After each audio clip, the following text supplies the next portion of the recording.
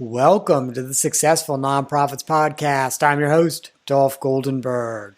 Today, I am talking with a couple of people who are on the forefront of nonprofit collaboration.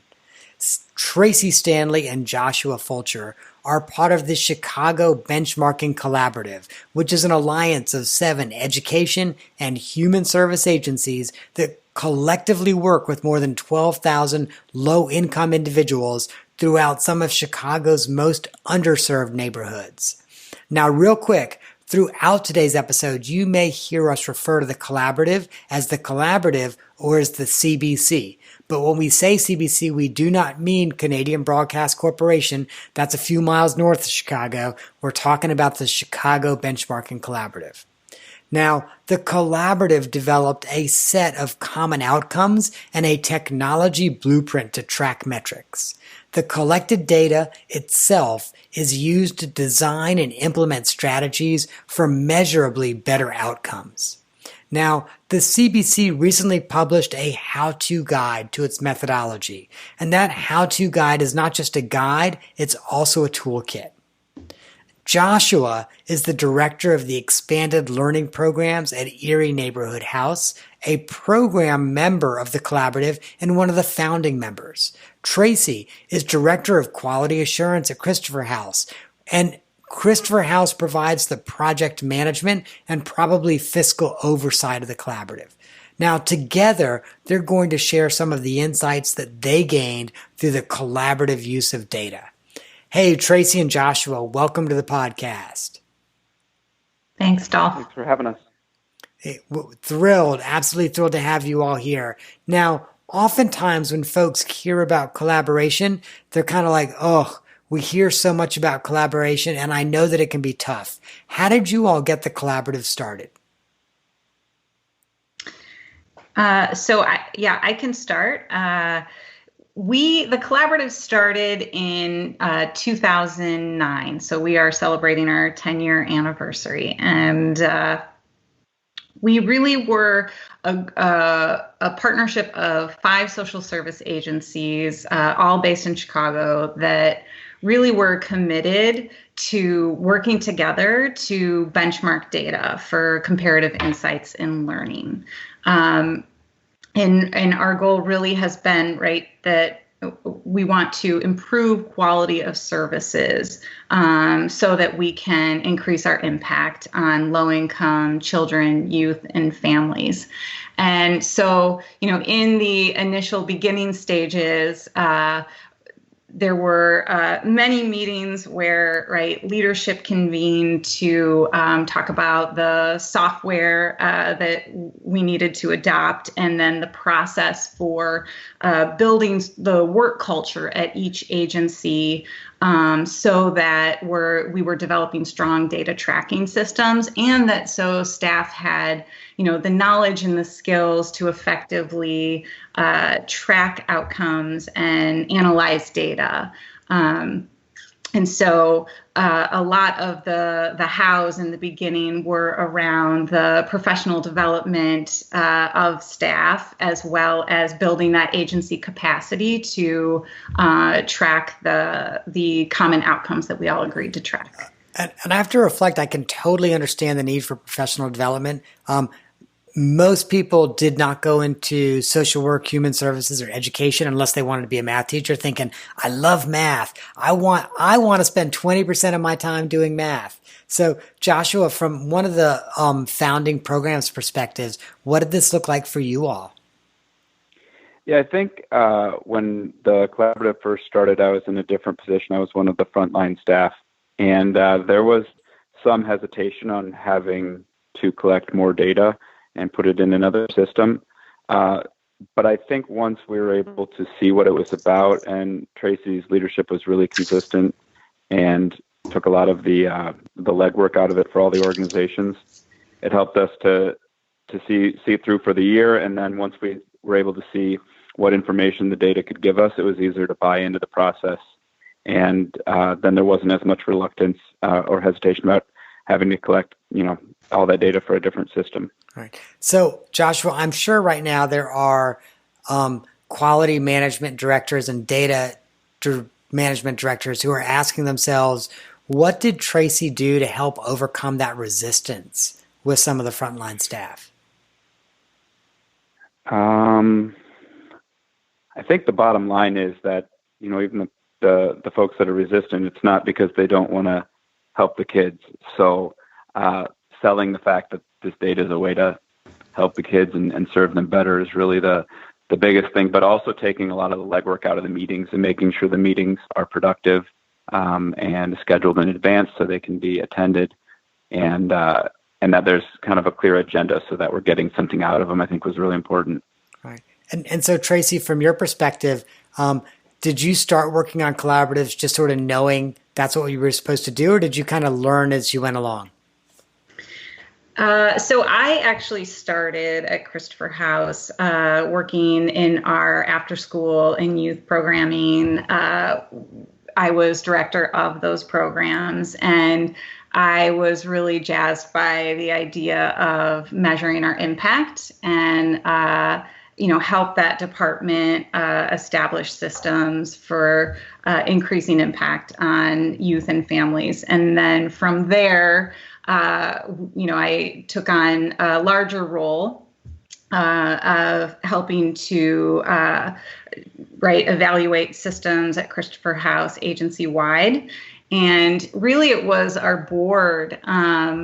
In 2008, we were sharing some outcome results with them where they started to question, how this is great that this is how Christopher House is doing, but how do we compare to other nonprofits doing similar work and offering similar services, which was really sort of a catalyst for our CEO to reach out to peer agencies and gauge interest in benchmarking data. Yeah. And I was going to say, I guess that's where benchmarking comes from in the title of the collaborative. That's right. That's right. There, in the nonprofit sector, measures of success vary dramatically. It can be hard to come by benchmark data, and so this is a group who, was motivated and voluntarily convened themselves. There wasn't, funding for that was allocated across agencies for the project. They wanted to create a set of benchmark data for themselves so that, again, we can increase impact and improve quality of services. Joshua, did you want to jump in? Yeah, I was going to say from the program side, kind of what Traci mentioned about being able to look at other agencies doing similar work and compare data was one of the really intriguing and different things about this collaborative from the beginning that perked my interest and my organization's interest kind of from the get-go, because that was pretty unique at the time. Very cool. So I have a question, Joshua, from the program side. It would seem to me that if you've got 7 organizations and you're benchmarking data, there's one organization that comes in last place. And what does that look like, and what does that look like for the organization? Well, I'd like to think we never came in last place. Let me be clear. I'm not saying you all came in last place. Somebody came in last place. Of course. No, I think the stage was set to really not use it as a measuring stick in terms of first to last, but as a opportunity to learn. I think most of the organizations had different strengths in different areas. And so we were able to learn from other organizations' strengths to improve upon our weaknesses. And I think because everybody came to it, again, knowing that the purpose of the entire collaborative was to provide better services and programs for the children, that, egos were kind of set aside, and coming in last wasn't as important as trying to figure out how to do better. And so, Traci, I got to ask this question. Was there at any point that a funder came to the collaborative and said, okay, we want to see how these programs rank because we want our best return on investment? I think funders have been very respectful of, letting this group, establish the process that works for us, which is, as Josh said, is really to learn from each other, but no doubt, right? It can be intimidating when a new partner comes to the group. The idea of sort of putting your scores, your program results up next to each other can be intimidating. It's an evolution to establish that trust among partners, for sure. But I think, we have gotten to a place where, we're all pretty comfortable sharing our scores and really are motivated by wanting to improve. So, if you are in last place, and all of us have experienced, being below the group average, let's say, right? Several agencies take that group average and incorporate into their strategic plan, right? It becomes the target. Let's at least get to the group average, which is how the benchmark data is helpful and used among the group. And I'll share with you what I love about that is, anyone who loves stats knows that when one organization or one participant reaches the group average, suddenly the group average goes up. So, when one gets better, everybody has to get better in order to be at or above the group average. That's right. Which is kind of cool. Exactly. So, and, we also can use the data. We like to identify trends across programs where we all see we need to improve.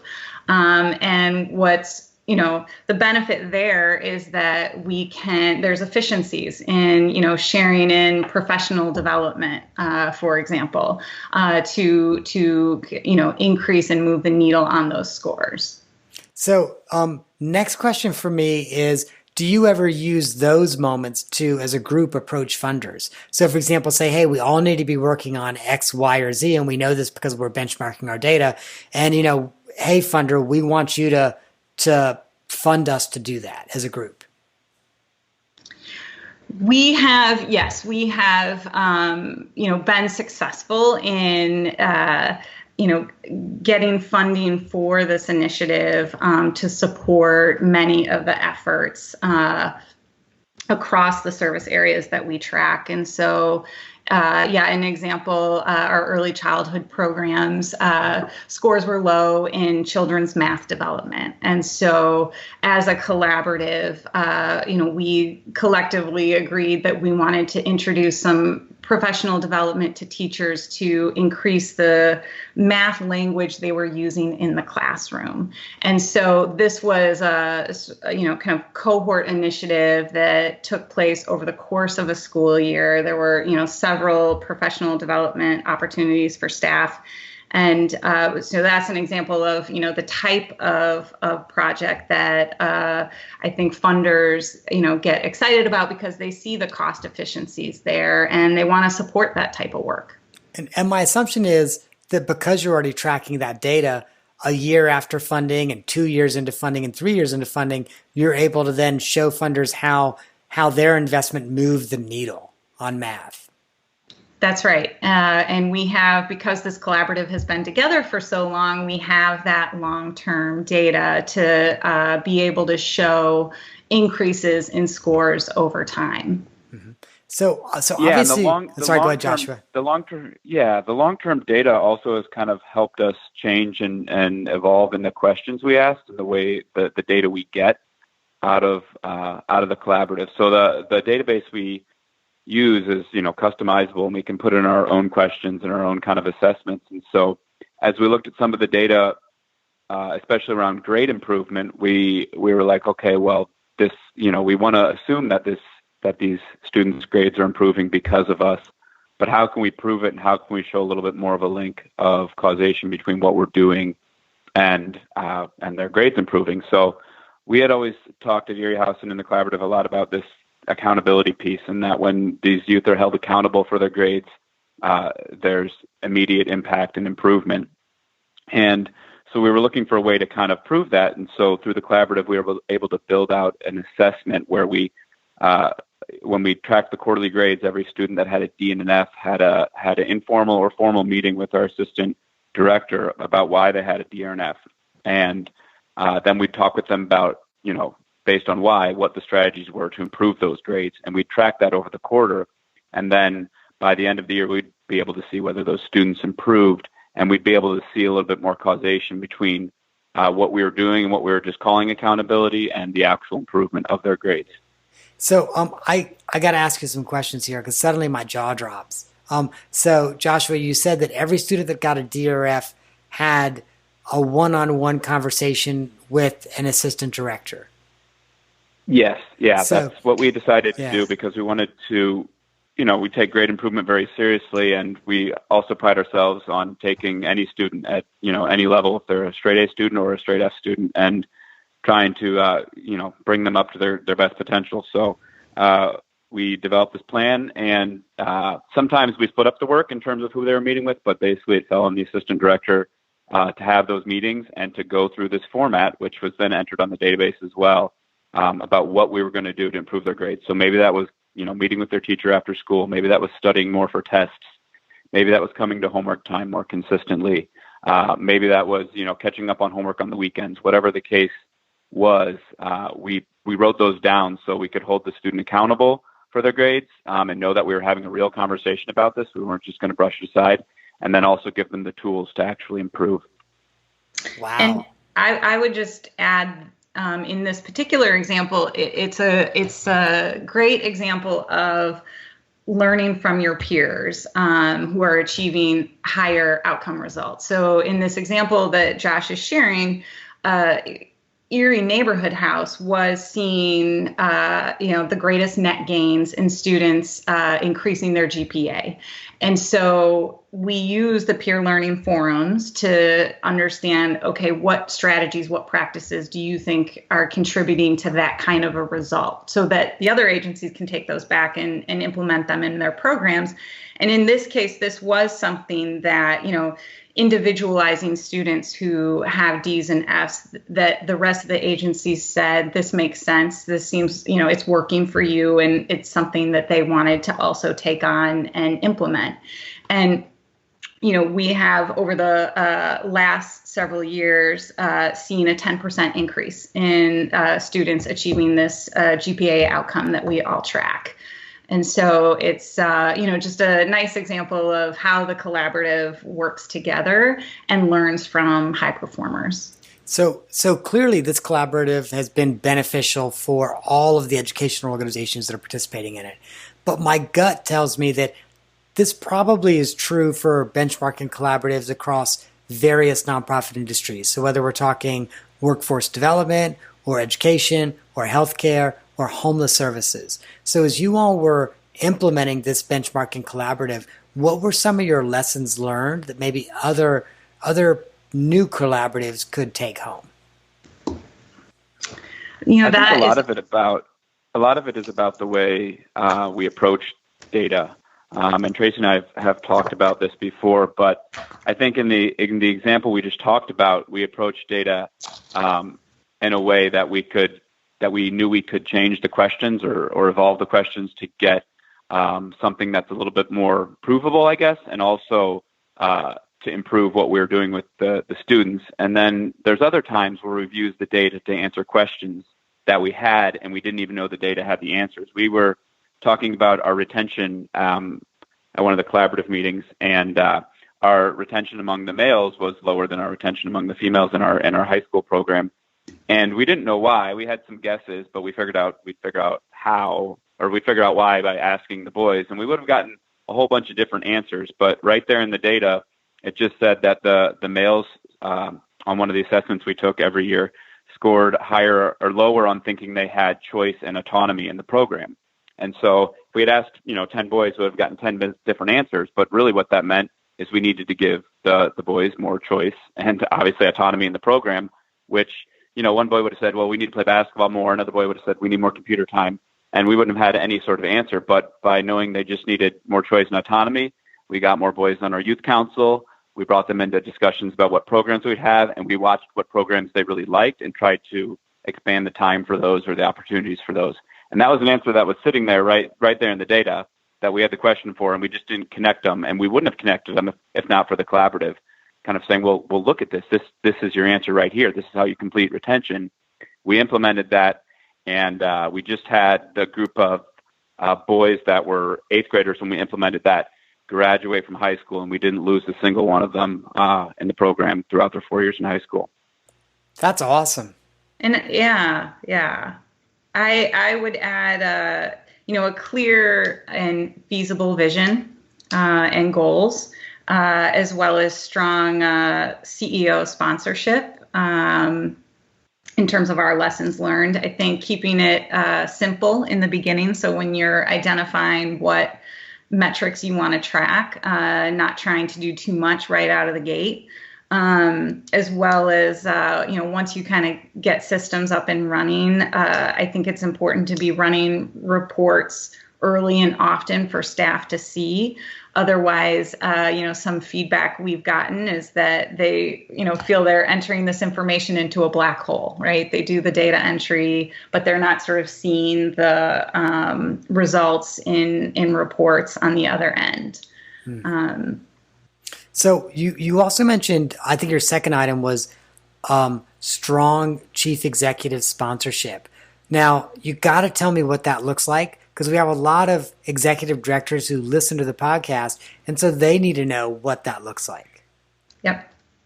Good question. So CEO sponsorship is, I'm really referring to leadership that can champion using data throughout an organization, leaders who prioritize looking at data in leadership team meetings, at manager level meetings, sharing data with the board, and who are also going to allocate resources in the budget to support the work. Prioritizing system administrators, prioritizing working with, consultants who can really train staff so they have the skills and the knowledge to be effective in collecting data, using a new software, analyze results, and then make actionable decisions based on the data that they're analyzing. So I think, those are some of the key factors. And also, messaging with staff when, we were talking earlier about experiencing resistance to, change, or resistance to new evaluation systems, being able to explain the why to staff, why it's important and crucial for an organization to adopt, new evaluation measures or participate in a collaborative similar to the CBC. Right. So I think two things just to add to that is the messaging that came down at the time when the CBC started was really important, the why, and reminding the folks that are entering the data and doing the work that all of this is to make the programs better. Because if they're in this kind of work and that's not their motivation, then they probably need to look for another line of work. And I think what we found is that all the people in the work, that was why they're here, to do as best as they could by the youth. So when that messaging comes through, that's why we're doing this. That's really important. And I think for CEOs that are thinking about starting one of these groups, Traci's really underselling her role. I think her being consistently there and leading the group in the way that she did was vital to it being sustained, because, ultimately I went at the beginning because I was told to. But the reason I enjoyed going and kept going and really put thought and effort into it was because Traci did a really good job running those groups. And so I felt that it was worthwhile. So Joshua, one of the things I think I hear you saying is you've got to have kind of a project manager who's task oriented like Traci to keep everything moving forward, even when some folks kind of get lost in the weeds in daily operations. Yeah, an organized and committed director of it. Right. And of course, I would imagine that's probably something a lot of funders are willing to consider funding for a couple years to see what the results are. Yeah, I think that's the ultimate goal, right? To see change over a long period of time and see the lessons that are learned kind of passed on and not lost when, people move on to another position or whatever the case is. Right. And so, Traci, how did the group deal with that? Because I think it's not at all uncommon on any collaboration for a chief executive leaves or a program director leaves, and momentum is lost with a partner, or even a partner's like, we no longer see the value in it we used to. How have you dealt with those partners as the possibility of them pulling away has become a risk? Mm-hmm. So I think one of the greatest risks to the collaborative is when there is turnover of the CEO, because a new CEO comes in, and there's a lot of work we do to educate them about the work that the benchmarking collaborative is doing, the benefits of participating, and the impact that we're having. And so, I think actually Erie House has a CEO who's not new. She's been in her role for a couple years now, right? Yeah. And I think, one of the things she did that was really smart was she met with her program directors and asked them, do you find the collaboration to be a productive use of your time? And so I think that's part of what, not just, right, Chris Frost as project manager, communicating with new CEOs about the work we do, but I think, CEOs doing a little investigative work themselves internally to find out, if staff are finding the collaborative to be beneficial has been how the process has gone in the past. I think also, the other thing is there's a benefit to being a part of a collaborative when you have staff turnover, right? You have an established system where you can leverage your peers for, getting data reports pulled and getting some of your evaluation needs met.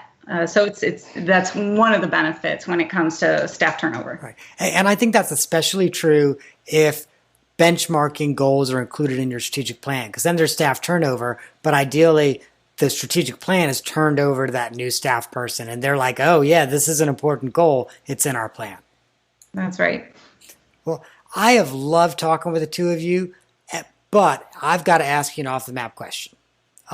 So it's always a little bit awkward when it's two people because, I can't really ask you both the same question. So Joshua, I know that you're a sports fan. Traci, I understand that you love humorists. And by the way, I'd love to know the difference between a comedian and a humorist at some point. But my question for each of you is, who were some of your favorites in each of those areas?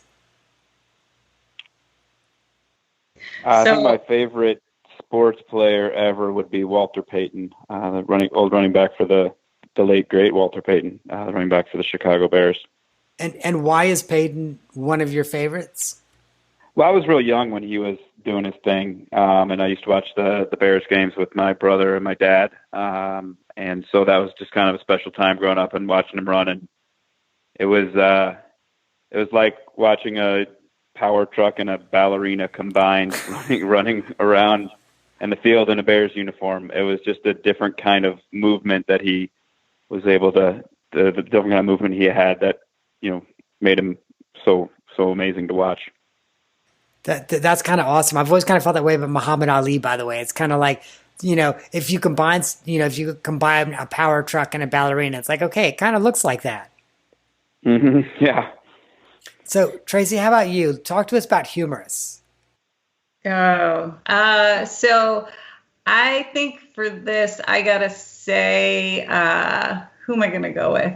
I think right now I've been reading a lot of David Sedaris, and he just cracks me up. And yeah, the book Me Talk Pretty is one of my favorites. I love that. I have to share with you, for years, one of our holiday traditions was to go to the Holiday on Ice performance at our local theater. So I don't know if you know, there's like a whole play that's been done around Holidays on Ice, which was one of David Sedaris' more popular books. Totally love David Sedaris, although I have to admit, I'd written down, and I thought you were going to say Mark Twain, because I think humorist, and I'm like, okay, Mark Twain, he's kind of a humorist. Uh-huh.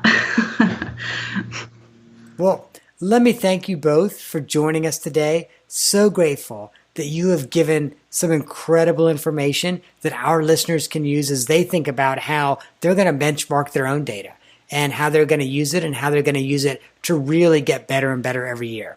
Now, listeners who want more information can actually download a copy of your toolkit, and it's officially called Increasing Mission Impact through collaboration. Chicago Benchmarking Collaborative Process and Toolkit. And they can do that at christopherhouse.org.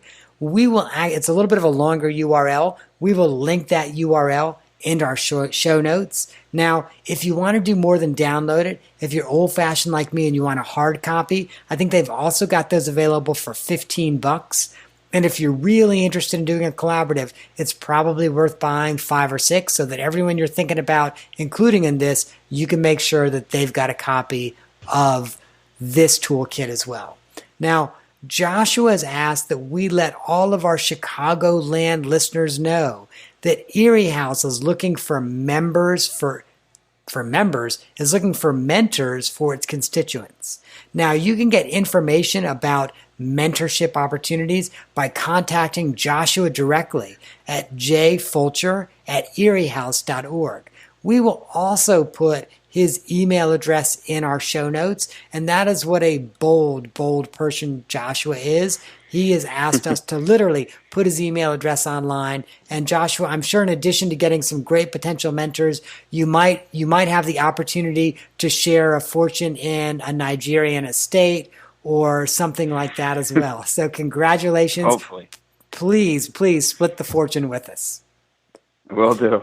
So again, Joshua, Traci, thank you so much for being on the podcast today. Thank you, Dolph. We so appreciate the opportunity to be able to share our work. So thank you. Thank you. It was a pleasure being here. So if you're at this very moment reaching out to another nonprofit in your community to see how you might form a greater than the sum of its parts alliance, keep on figuring that out. Because you don't have to write down the information we just shared. It's available at our show notes at successfulnonprofits.com. Now, today we talked about changing for the better. And sometimes change just happens. And one of the things Traci talked about is when you have got change in your chief executive or executive director position, you might lose some traction on some of those core projects and collaboratives that are really important. So I just want to also suggest that when you're at successfulnonprofits.com, you check out our blog. We have got some great articles on transitions for your executive leadership. It's really important that you handle those transitions well. It will keep your collaboratives and all of your programs running smoothly if you do. Now, I would be remiss if I did not ask you, dear listener, if you've not already subscribed to the podcast, then subscribe. And if you have subscribed, for crying out loud, isn't it about time that you rated and reviewed us on your podcast streamer of choice? So that's my plea for you today. Come on. If you've already subscribed, go online and do that. That's our show for this week. I hope you listeners have gained some insight to help your nonprofit thrive in a competitive environment. I am not an accountant or attorney, and neither I nor the Goldenberg Group provide tax, legal, or accounting advice. This material has been provided for informational purposes only, is not intended to provide, and should not be relied on for tax, legal, or accounting advice. Always consult a qualified, licensed professional about such matters.